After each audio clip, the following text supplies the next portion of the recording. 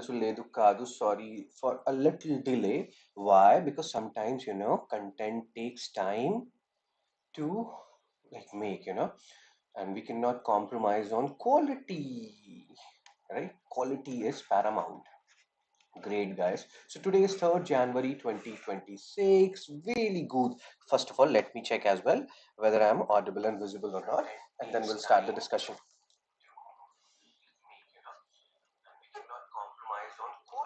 So yeah, I think the voice is fine.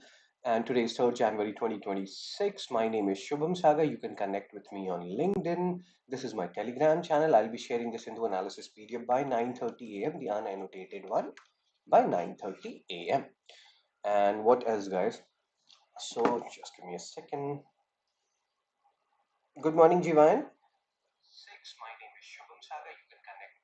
So yesterday I gave you people this particular question. What is the answer of this question? Which of the following states are part of the Aravali system? Rajasthan, Haryana, Gujarat, and Delhi. If you know it, post it in the comment section. Else I will tell you the answer. I'll give you 10 seconds. Yeah. Good morning, Harshini.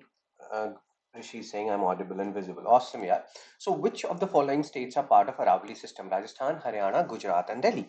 Select the correct answer. And what is the correct answer? Rishi and Harshini, they have given the answer. All the 4 are correct. Rajasthan, Haryana, Gujarat, and Delhi. Rajasthan has maximum part. We have talked about it yesterday. This is a recurring theme, so be ready for any question on Aravali in pre as well as mains, and we have talked about Guru Shikhar Peak yesterday, so you can have a look at yesterday's Hindu analysis as well.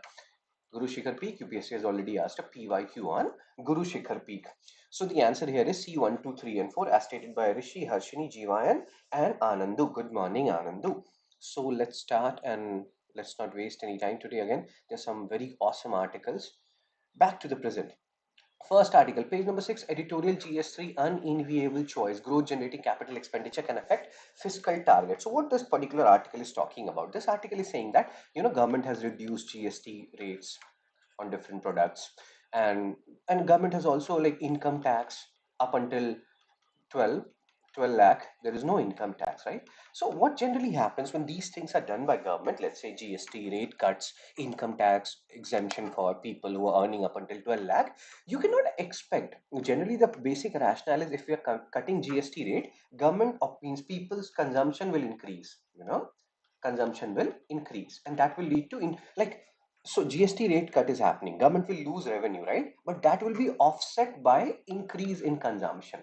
That is the basic rationale when these rate cuts happen, but it does not happen at a very fast pace. Initially people's behavior rationale is they will not increase x means consumption per se, they will try to reduce their debt if they have taken some loan, etc. So that is what is happening right now. Currently we are seeing some amount of fiscal stress because government has done GST rate cut. GST is a destination based tax, destination based indirect tax. Destination based means wherever people are consuming, there they have to pay the tax, unlike earlier when taxes or indirect taxes were source based. Let's focus. So currently what is happening, GST revenue in December 2025 1.74 lakh crore, marginally higher. So we are not earning more from GST, what this article is saying, because GST rate cut has happened, and this is very expected because consumers generally when these cuts happen, they save more and reduce their debt first. If I have taken any loan, I will pay my loan first. If I'm saving some money, demand comes afterwards. So we have to wait and watch. Right now government has to take some time, and they're taking their time. So the budget 2025 decision to exempt incomes up to 12 lakh, there also the same pattern was seen, that it's not like if people have more purchasing power, more household income, they will immediately increase consumption. No, first of all they will think about themselves, they will increase their saving, they will reduce their debt, and then they will focus on consumption part. Short term pain outweighs gain this year.